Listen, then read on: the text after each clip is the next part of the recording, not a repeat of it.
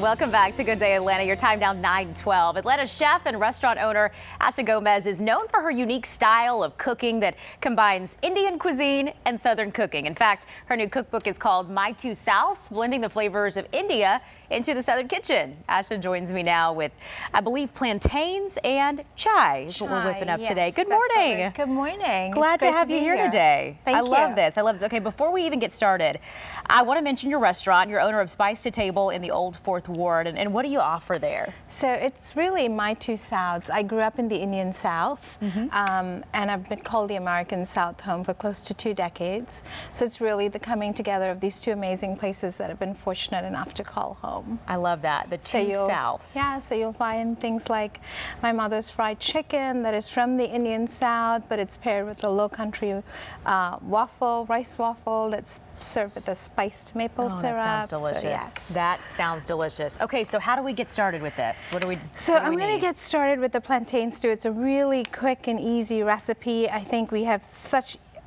it's such a readily accessible ingredient, yet we don't really use it that often in our kitchens. I never have, so this is a new experience for me. Yeah, so you get a plantain. It's a simple dish. It's sugar, cardamom, and coconut milk. It's that simple. So you're stewing the plantains. Okay. You just cut them up into like an incised circles.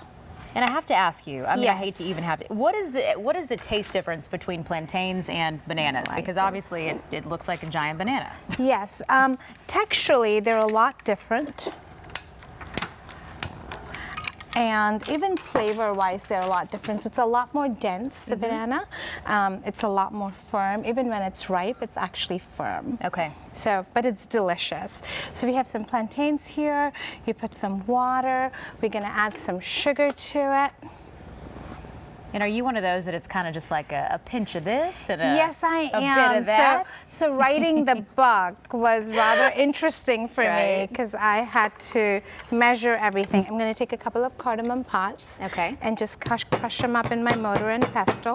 Okay, and while you're doing this and you're combining that, you mentioned that this is an evolution of who you are. You don't like to say that this is a fusion of Indian and Southern food, but it's kind of like an evolution of you. It is, because I think when you say fusion, you think of chemistry and you think of two things colliding and an explosion happening. But for me, it's a very thoughtful process. You know, it's the two places I've called home. It's the fact that I'm a home cook, I'm a chef, I'm a mother, I'm a caretaker. So it's really an evolution of who I am as a person. I think essentially what a chef puts on a plate is a sum total of their life experiences, and that's really what my book is all about. Very cool. So it's a little bit of Asha here with us right now. Okay, so you added that in. Now what? So once that happens, you're going to take coconut milk and add some coconut milk to it. Oh, and this is looking really good. It's just literally a stewed plantain. How long does this need to simmer like that? Till the plantain gets nice and fork tender, so probably about 15-20 minutes. Okay. So it's I grew up eating this for breakfast in the region that I come from. Oh. If you have a piece of crusty bread, you can sop up all that delicious coconut milk. It's a sweet breakfast for the morning. That looks delicious. Looks really, really good. Okay, and I think we've got some time now so that we can move on to the tea. I'm curious to see how you're gonna So chai essentially is tea that's made with milk. So I don't say chai tea because that would be saying tea. Tea, yeah. I do that and I didn't even think about it. So it's, just chai. For me, my tea, the spices that go into it are cardamom, dried ginger powder, and nutmeg. Okay. So if you're making 2 cups of tea, it's a cup of water, a cup of milk.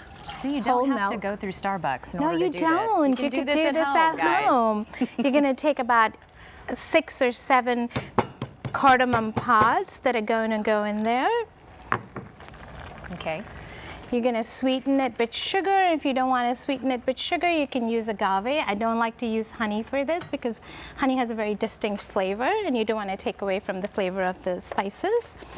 And the key to a really good chai is letting that liquid simmer at the lowest flame possible for as long as you can, because you want the spices to get infused into the liquid.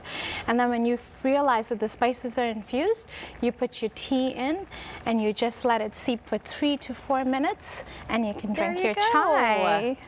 Would you like to have a cup of chai? You know what? Go ahead and pour me some of that. I will be hitting that up. So this could be a really, really good breakfast or something good just to warm you up on those days that Joanne says are going to be cold. So yes. Absolutely perfect. Okay, yeah, put that right there for me. I'll take this. For today's recipe and more on the book, My Two Souths, Blending the Flavors of India into a Southern Kitchen, use the Fox 5 Atlanta app. Just look for the viewer information